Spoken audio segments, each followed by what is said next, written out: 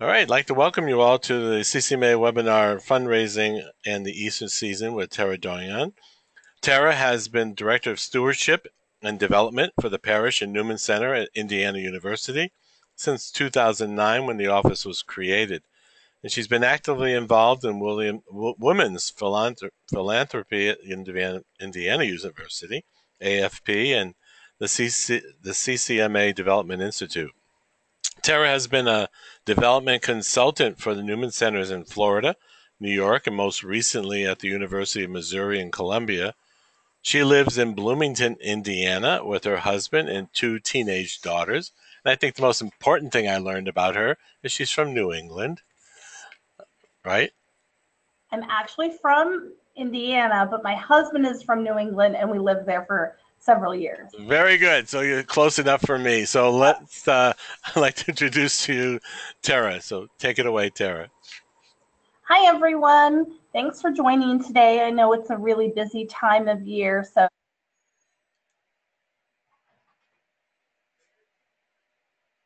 can you hear me now? Yes. Okay. So thank you, Frank, for the introduction, and thanks everyone for joining us. I know it's a really busy time of year, and it's hard to find pockets of time in your schedule for webinars or just even talking to people sometimes. So I hope this time that we spend together today is worth your time that you've given up. I know several people that are on the call today, and I know also we have a variety of different experience levels of development work and fundraising work of people and their backgrounds that are with us. So my presentation today is going to be about Easter and springtime giving.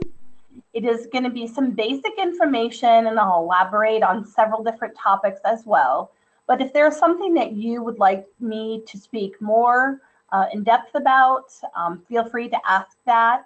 Or if it doesn't seem appropriate in our conversation today, my contact information is at the last slide of our presentation. Feel free to contact me, and I am willing to spend some time to go over it with you. I just have to make sure I cover a variety of different topics and levels of understanding for our diverse crowd. So if we're ready to begin, we will start. So one of the things that we're going to be talking about today are some essentials for an Easter spring giving appeal. The first thing is why is this a good time to have an appeal? You're probably doing newsletters, phone calls, all those sort of things as you've wrapped up your year-end giving, and you might be thinking this is too soon from Christmas to ask for money again or to talk to people. But this is a great time, especially in our ministry efforts, to send a new message. So today we're going to be talking about why an appeal, what your message should be, how you should invite people to be a part of this appeal, some logistics of the appeal and how that works, and then how to recognize and thank people who have participated as you've gone along and invited them to be a part of springtime giving. So I'm just going to start with a great quote, and I apologize if there are people that are joining us that are not necessarily Catholic or from other organizations, but I'm going to talk a little bit today about why, as a Catholic campus ministry or a Christian campus ministry, this is a great time to send a message of hope and ask for support. And I'd like to start with this great quote. "We are the Easter people, and hallelujah is our song." This is actually a quote by John Paul II, who is Saint Pope John Paul II. Now I'm just realizing my error, so my apologies for that. But this is just a wonderful statement that we can use as part of our ministry as we move towards the Easter season and inviting people to be a part of what we're doing. This is a time of renewal and rebirth, and this is a time when people are excited and feeling good about what's happening outside of their lives, maybe springtime, spring fever, the sun is shining. People are really anxious to sometimes be involved at a different level and come out of winter hibernation. So the first point I'm making is the mystery and miracle of Easter challenge us us to live as different people and as people of the resurrection. So now more than ever, with everything that's going on in the world today, with differing political views, with terrorist attacks, with just people dying and starving in all different countries and communities, this is a wonderful time for us to renew our baptismal promise. And this is a great time to invite people to be a part of that. So it's a good time to reflect on how we experience the joy of Christ's peace. And that is different for every individual. But it's a good time to extend that invitation to different people in your community and your donor database, and to invite them to look at how they live Christ in their life, in different ways they can be a part of that. So how do you live your life in the faith of the resurrection in a tangible and real way? During Lent, we are given many different things to practice: almsgiving, sacrifice, maybe we're attending Mass more often. But there are things that we sometimes forget to extend to our greater community. So this is a great time to do so. What is my message? Before you can effectively solicit a gift, you must have a need. How you convey this need is paramount in any appeal. Best practices in fundraising state that people give to people, not things. And what message can you create to express a need that impacts the people of your programming? So what does that really mean? One, you need to think about what sort of direction you want to solicit your gifts for. Are you wanting to fund a specific program, a mission trip? Do you have a group like Focus or CCMA or different educational opportunities that you are providing to your students or your staff that you want to help fund? So you need to really think about these things. Yes, in development, everyone wants to receive a restricted gift that can go help pay operational costs. But it's not really exciting to receive a letter or a phone call from someone to say, hey, help me pay the light bill. That doesn't sound very exciting. But when you receive a letter or a phone call to help send some student missionaries on a spring break trip, that sounds really exciting. So you really need to be careful about how you're creating your message and what exactly that message is. Yes, you may need to pay that light bill, but you need to be a little creative and crafty in how you send that message to your constituents. When you convey this need, it needs to be heartfelt. It needs to come from a place that creates emotional stirrings in your donors. You want people to think about what their faith means to them, what your center means to them, and cause them to just want to call and make a donation and be a part of that mission at any level. So you need to really think about how you're going to reach people and at what emotional level you're going to do that.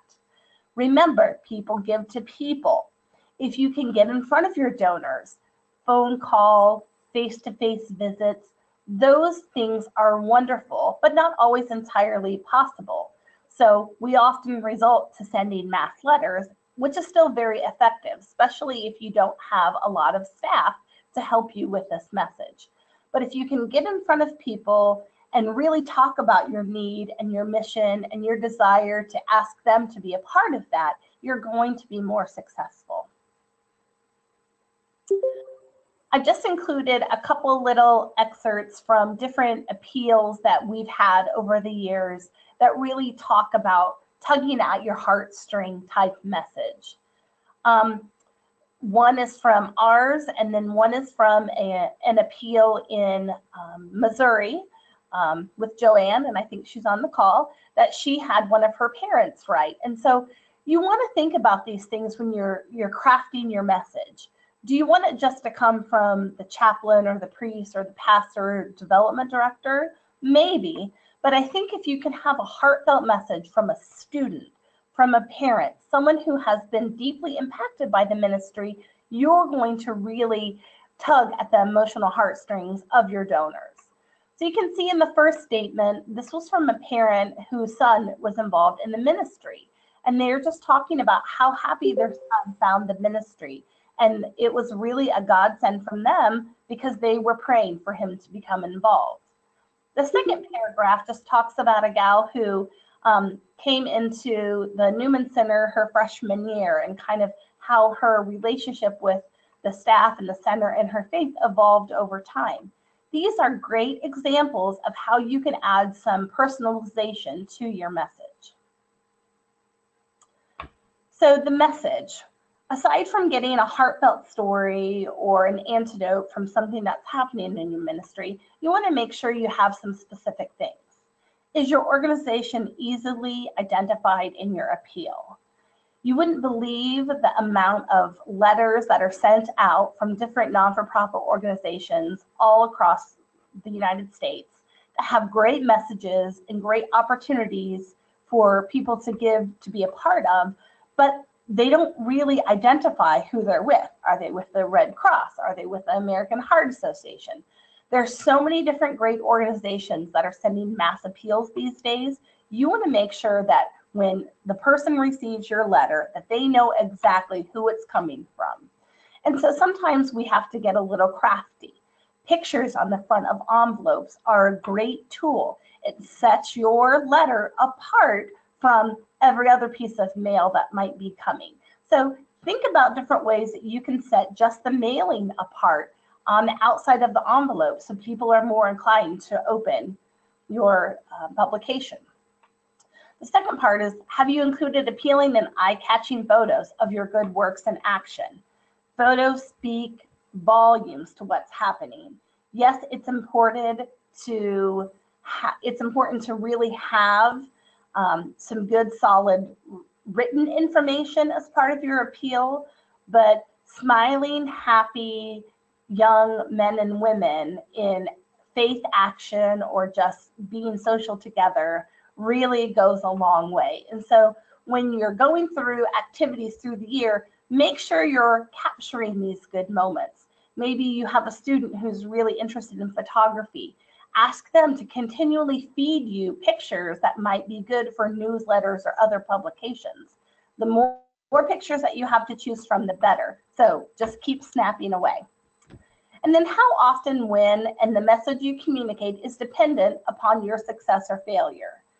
The number one reason why people don't give to a particular organization is that they are not asked. And sometimes we think that seems so obvious. Of course, we're going to ask for a gift, especially if we're in that development role. But sometimes the need and the expression to give to a certain cause is not always communicated readily. So you need to ask. And sometimes if you're just starting development efforts, sending an appeal once a year is not going to cut it. Sometimes you have donors who need to be asked 3, 4, 5 times before they're ever going to respond. There is an average out there in the non-for-profit world that says it takes 7 touches with an individual for someone to make a gift. And what does that mean? That means touches, phone calls, face-to-face meetings, emails, newsletters, and mass appeal letters. So if you've not done this before and you're hesitant because you think you're asking too much, you need to just trust the best practices and keep asking.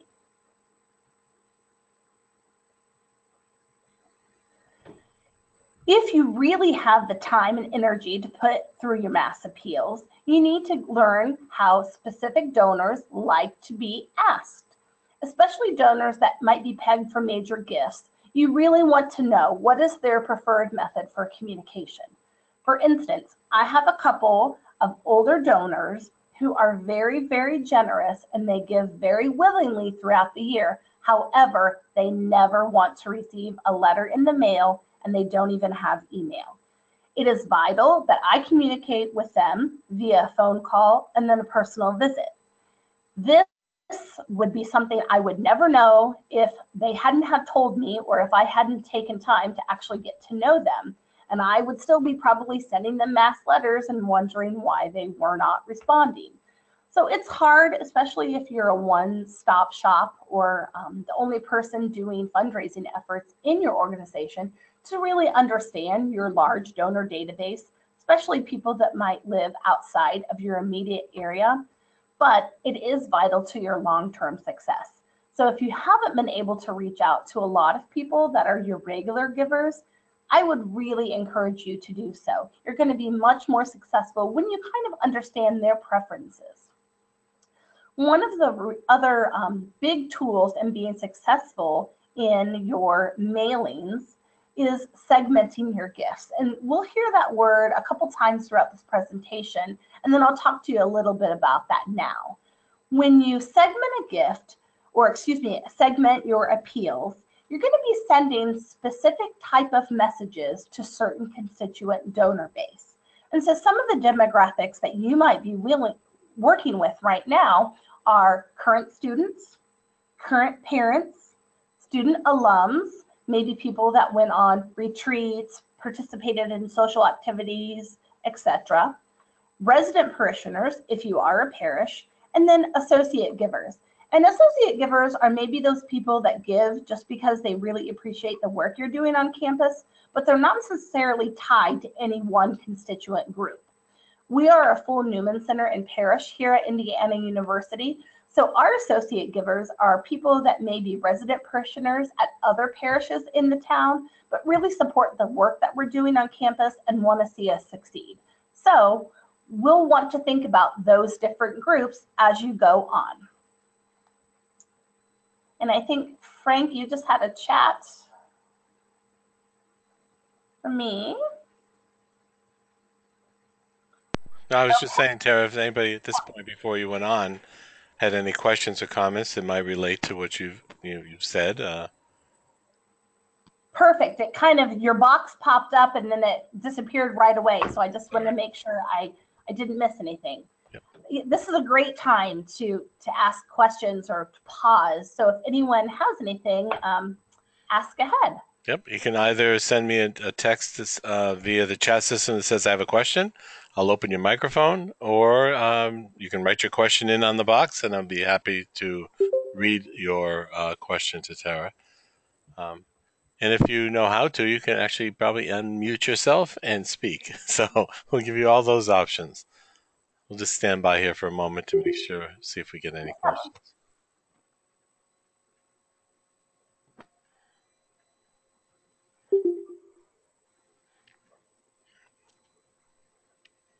Okay, at this point, I'm not getting any, so I guess we're covering it superbly. So why don't we move on? And again, folks, oh, I'm sorry.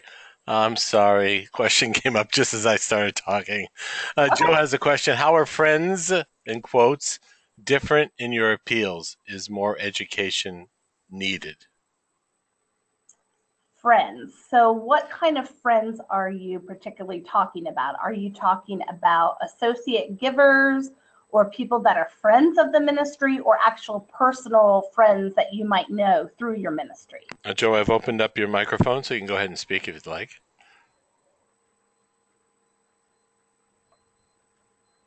And Joe's on the phone, so...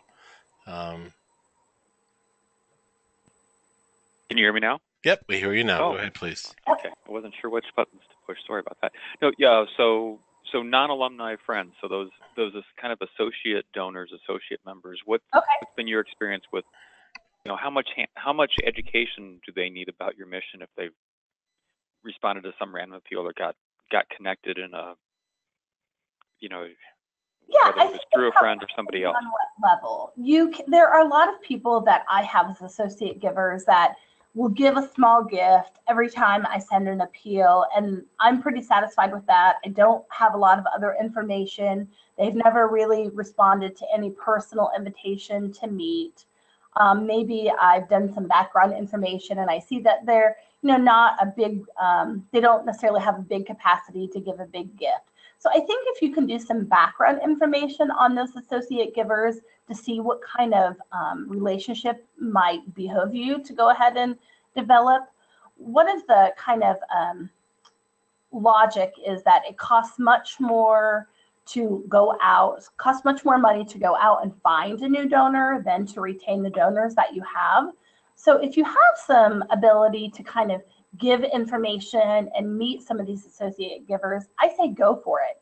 it's hard when you're trying to balance maybe doing campus ministry duties and development duties and you're only one person and you don't have the time to spend on these. But look at how often they give.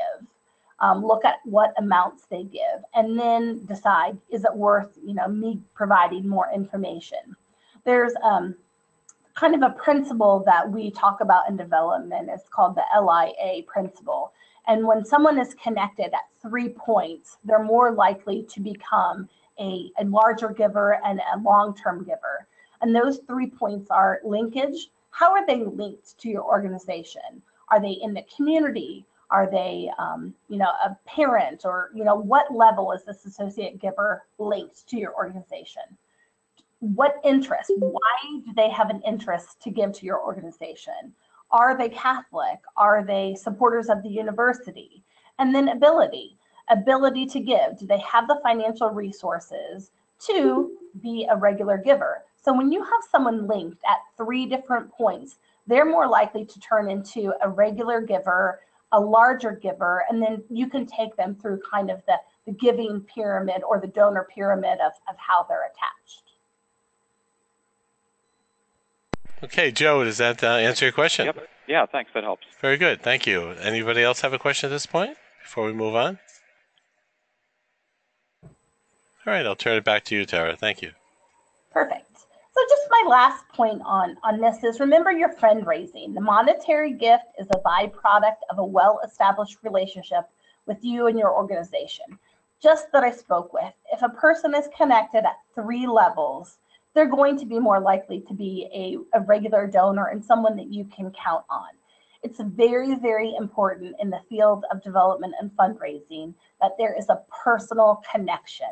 You really want to strive to meet your donors, your constituents, via phone, via regular correspondence. It's important that you develop that relationship because they're more likely to give a gift to a person rather than just a cause. So we have our message. Now we're going to go on to our invitation. One of the worst things that can occur in any appeal letter is the failure to ask for a gift. And I have seen this time and time again from very well-respected organizations.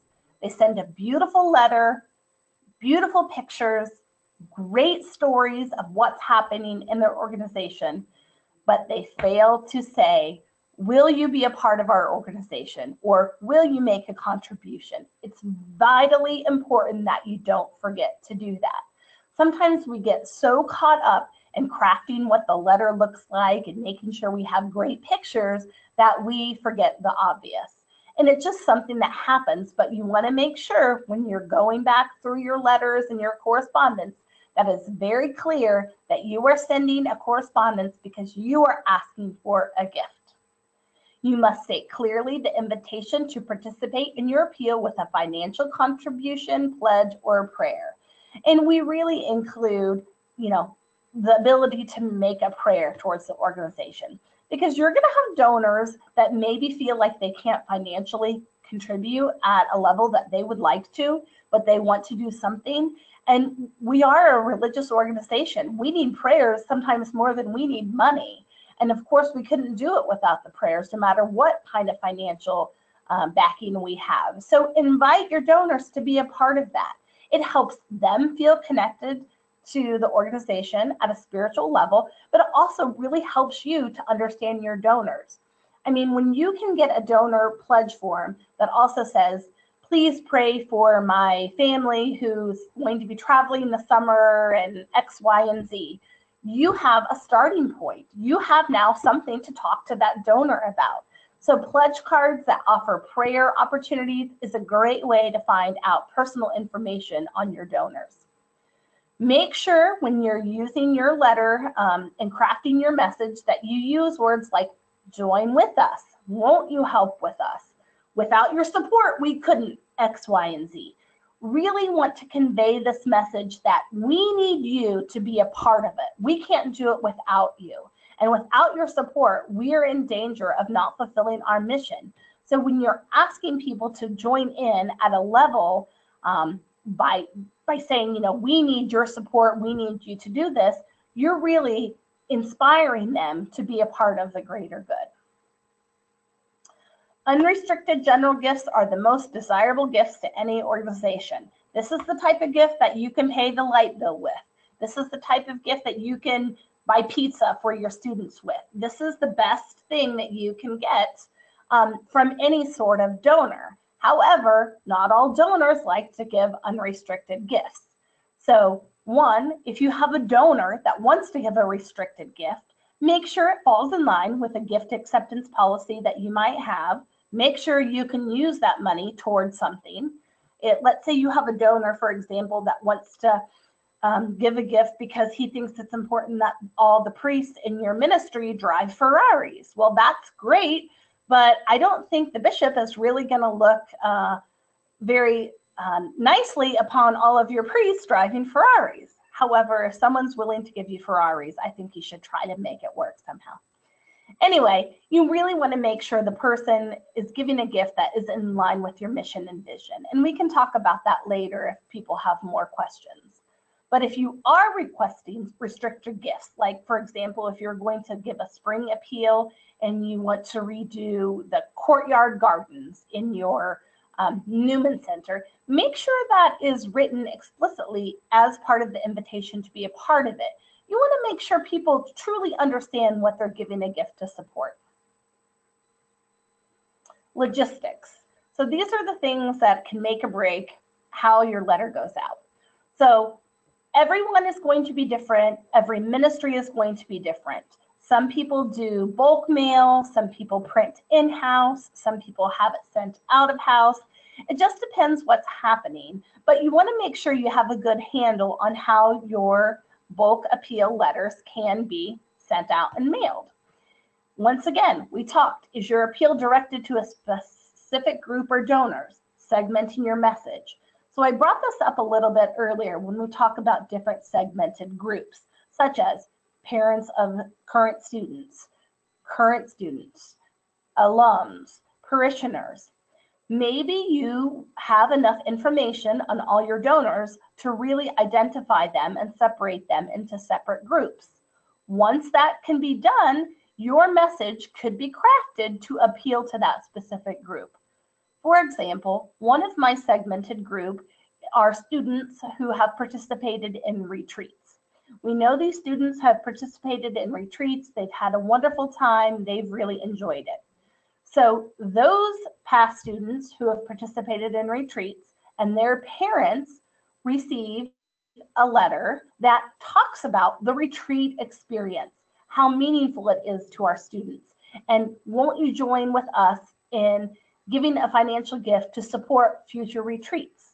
So that would be an example of a segmented gift, because my regular parishioners who may be receiving a letter at the same time are not going to get a letter directed towards supporting retreats. Maybe their letter talks about how we can use some financial contributions to plant spring flowers or beautify the grounds or host a reception for all of our new candidates coming into the church through the RCIA practice. So there's a lot of different ways that you can segment a message, but you want to make sure you have a clear understanding of the different groups and the type of message that you want to send to them. Does anyone have any questions about segmenting groups? Okay, if anybody has a question, you can either type it in or just say, I have a question. I'll open up your microphone.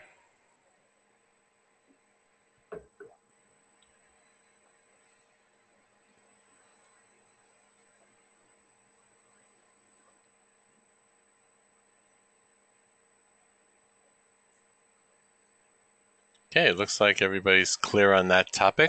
And if it does come up, I'll let you know, Tara. Absolutely. This can kind of be a tricky, and lots of our organizations, especially if we haven't kept good records over the years, we have people in our database. We don't know how they're connected to our organization. We don't know maybe what events they participated in. So sometimes this is really hard. But the more you can collect on someone and understand how they're connected to your organization, you will be better off in the long run. The last point on this logistics is your message need an invitation to participate easily identifiable and articulate. Once again, you have to make sure the need to join in for a specific cause project is readily understandable. It's important, no matter what you say or how you say it, that that is conveyed very easily. Have you given a clearly identifiable link for online donations? If your organization is able to process EFTs or online credit card donations, you want to make sure you have a link in your letter. A lot of people prefer to give online, and you want to make sure you offer the ability to do so. So if you want to do that as an option, you need to make sure that is included a couple places in your letter. For example, I would include it in the body of your letter when you really talk about participating with a financial gift. And if you add an additional pledge card, I would also include that. So you have a donor who at a couple different places can find information on where they can go online and make a gift. Have you included a self-addressed return envelope? That's another vital piece. And you think, oh, people don't really use them. They really do. A couple organizations I have worked with have used only self-addressed stamped envelopes for their organization. And that's great because you don't have to worry about finding a stamp at home and putting it in the mail. It's already done for you. But this actually is a really large cost to the organization. And most of our campus ministries probably don't have the overhead budget to do so. So I think just including an envelope that is self-addressed is okay.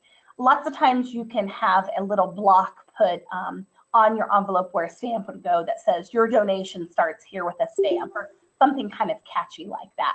But for the most part, most of our small not-for-profits are not going to go ahead and pre-stamp the envelope.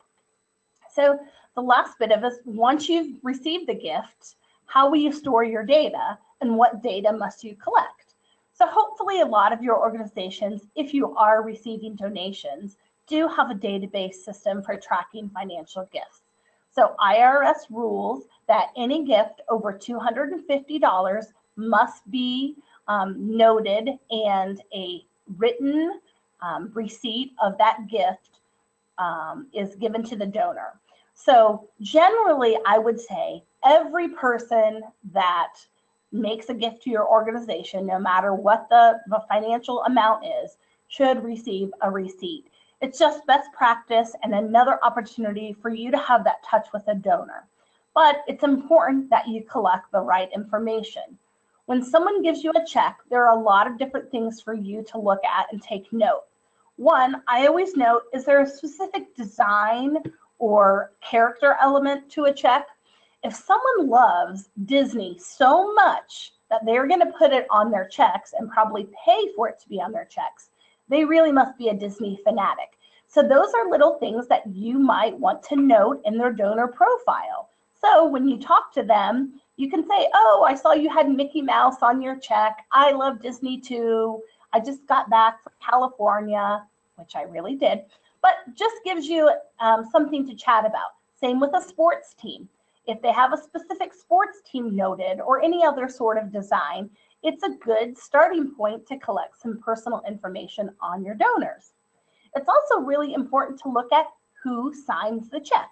Generally in families, you will have one, if there's a family of couple, you will have one person who does most of the check writing. And I think those are always important notes to remember. Lots of times when you talk to a couple specifically, you will have the opportunity for them to say, well, let me talk to my spouse or get back with you. But it's important to know who's the person that's really behind writing all the checks. So what happens next? You've stored your information, you've received the gift, you've noted the date, the signer of the check, and how much the gift is amount. It's important to acknowledge every gift. General practice or a best practice said that once you receive a gift, within 10 days, there should be some sort of appreciation. According to your organization's standards and procedures, this may be a little different. I would love to tell you that every single time someone makes a gift to our organization, I have handwritten thank you notes and phone calls out within 10 days. But realistically, I am a one-person shop, and that is impossible, especially at large times, or excuse me, times of the year when large amounts of checks come in, specifically around the year-end giving, Christmas time, those sort of things. Do your best. That's all you can do.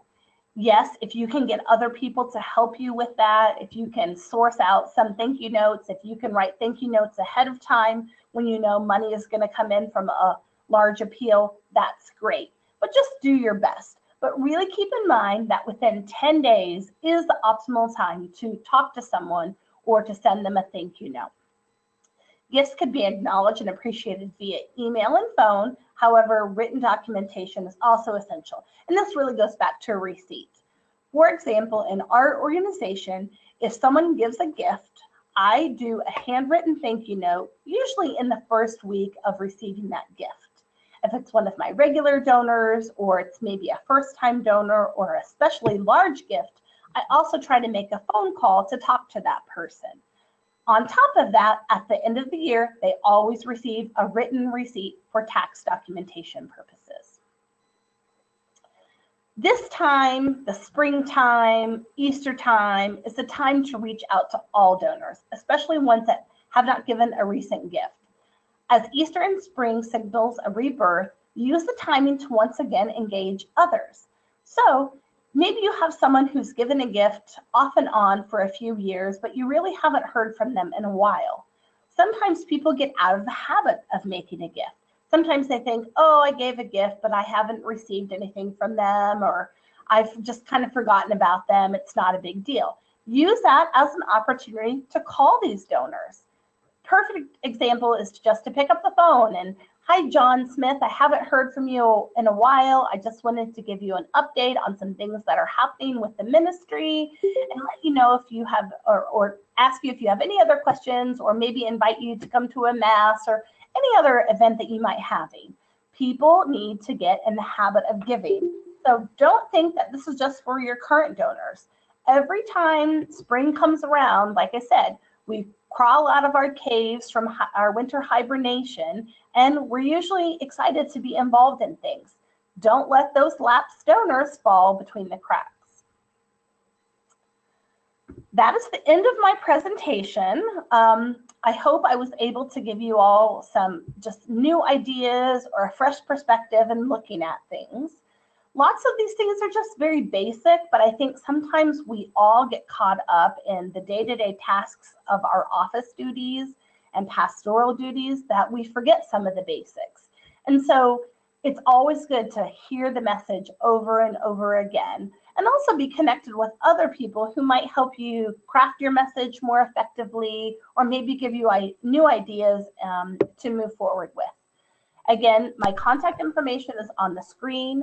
I love to talk to different ministry people. I find it very refreshing, even for my own self and what I'm doing here. So if you have any questions and you're not comfortable talking today, please feel free to call me or email me, and let's get connected.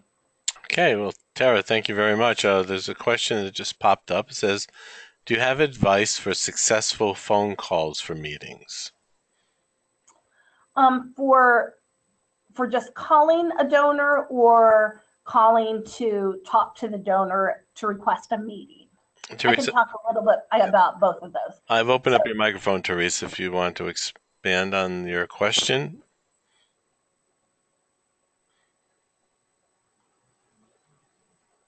Can you hear me, Tara? Now we have you now. Go ahead. Okay. Much of my time is spent trying to set up meetings, visits with major donors. Do you have any best practices or best ways to, people are not real good about answering their phone these days, especially mobile phones. You see them looking at them. Any advice or suggestions? Well, it's always hard, and it's a numbers game. I wish I could say, yes, you could do X, Y, and Z, and it would be the magic component to really help you. But it's really difficult, and yes, with mobile phones. So if you know you have a mobile phone number, maybe try texting. We know that people don't listen to voicemails. They don't always return emails, but people generally respond to texting. So that might be an option for you to do. And if you're not comfortable using your personal phone to text from, maybe see if your center might get a flip phone or a text only type phone, or you can get a texting number through your computer to do that. That might be a good way to contact people. And another way is to give them a reason to call you back. Sometimes donors think, oh, I know they're just going to ask me for money. But if you have an opportunity for maybe them to come to an event, or maybe just meet you for a cup of coffee or a glass of wine, and you're not necessarily asking them for money, they're going to feel like, okay, they care about me and my input. Anytime you ask people for advice, that seems to spark some interest in people. People want to be asked for advice. They like to give their opinions. So if you can leave a voicemail or an email and you're asking for something specific, you might have better luck.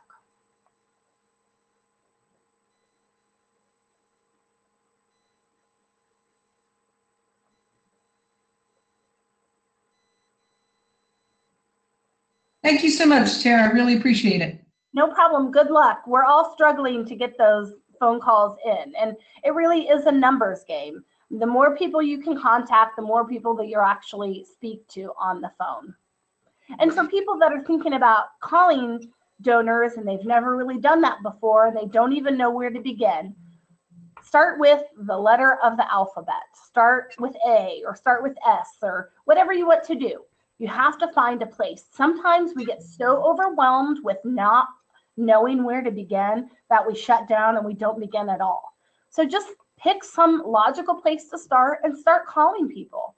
It could be as simple as, I'm just calling because I know you've been a supporter of our ministry, and I just want to remind you that our students are going to be starting their finals in the next couple of weeks. So please keep our students in your prayers. It doesn't have to be that you're calling to ask for a meeting. It doesn't have to be that you're calling in response for a gift. Just make that connection. The more people that you can personally talk to, the better you're going to be in the long run.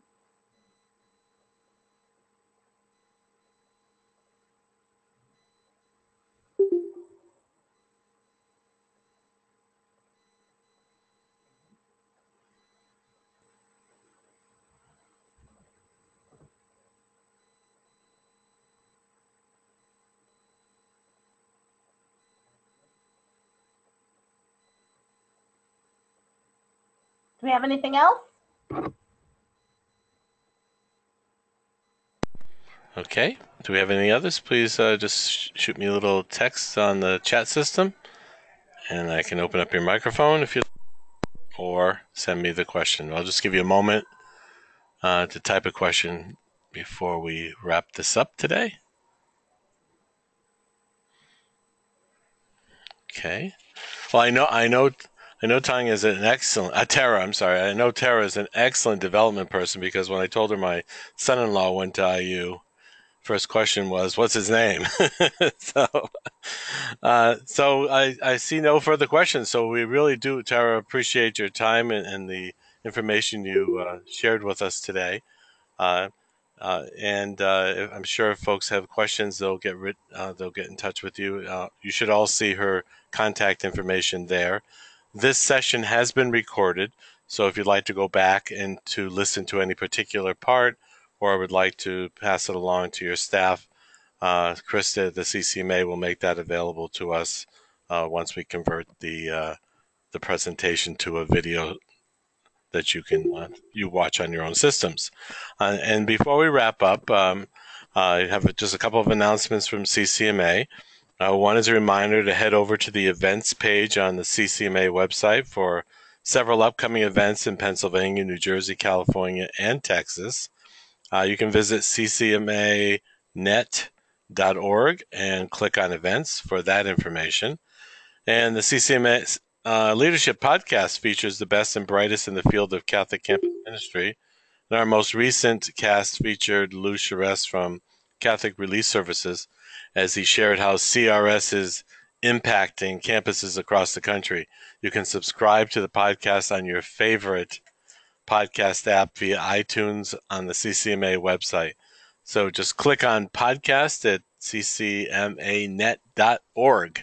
And once again, on behalf of CCMA and all of our members, we thank you, Tara, for sharing with us today. And we look forward to seeing you as well as all of the other members on future calls. So have a great day. Thank you, guys.